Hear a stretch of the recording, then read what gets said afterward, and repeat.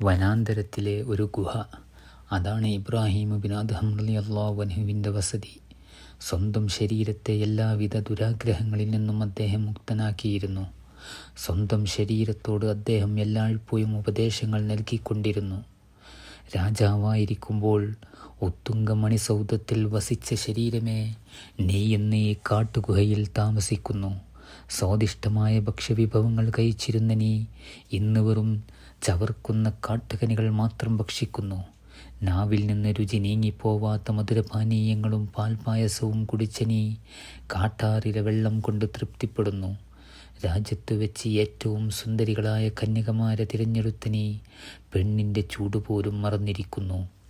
ഇനിയൊരിക്കലും നിന്റെ ആ പഴയ നിലപാടിലേക്ക് നീ തിരിച്ചു പോകരുത്. സ്വന്തം ശരീരത്തോട് എപ്പോഴും ഉപദേശം നൽകുമായിരുന്നു അദ്ദേഹം. കഠിനമായ അധ്വാനം കൊണ്ട് അദ്ദേഹം ശരീരത്തെ വെറുക്കാൻ തുടങ്ങി. മലയിൽ നിന്ന് വിറക് ശേഖരിച്ച് ചുമലിലേറ്റി വിറ്റ് അതിൽ നിന്ന് കിട്ടുന്ന കാശ് കൊണ്ട് മാത്രം അദ്ദേഹം വിശപ്പടക്കാനുള്ള എന്തെങ്കിലും വാങ്ങി. അങ്ങനെ ആ ശരീരം ശേഷിച്ചു എല്ലും തൊലിയുമായി, കണ്ടാൽ തിരിച്ചറിയാതെയായി. പകൽ മുഴുവനും ഇബ്രാഹിം റളിയല്ലാഹു അൻഹു നോമ്പനുഷ്ഠിച്ചു. രാത്രി മുഴുവൻ ഇബാദത്തിൽ മുഴുകി.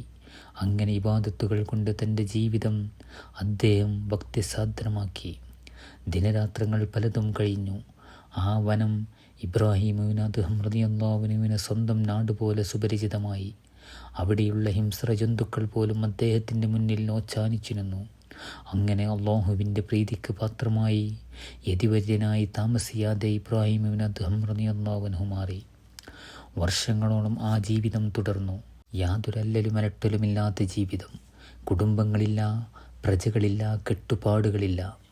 അഹമെന്ന ചിന്തയിൽ നിന്നും വ്യതിചലിക്കാൻ ആരുമില്ല. പക്ഷേ സ്ഫടിക സമാനമായി കിടക്കുന്ന വെള്ളത്തിൽ ചെളിവാരിയിട്ടതുപോലെ അദ്ദേഹത്തിൻ്റെ ഏകാന്തതയിലേക്ക് ജനങ്ങൾ ഇരമ്പി വന്നു. സ്വന്തം സാമ്രാജ്യം ഉപേക്ഷിച്ച് കരിമ്പടം പുതച്ചിറങ്ങിയ ചക്രവർത്തി എവിടെയാണെന്നറിയാൻ ആകാംക്ഷഭരിതരായി കാത്തിരിക്കുകയായിരുന്നു ജനങ്ങൾ. അങ്ങനെയിരിക്കെ രാജാവ് വനത്തിലെ ഗുഹയിൽ അധിവസിക്കുന്ന വിവരം ആരോ മണത്തറിഞ്ഞു.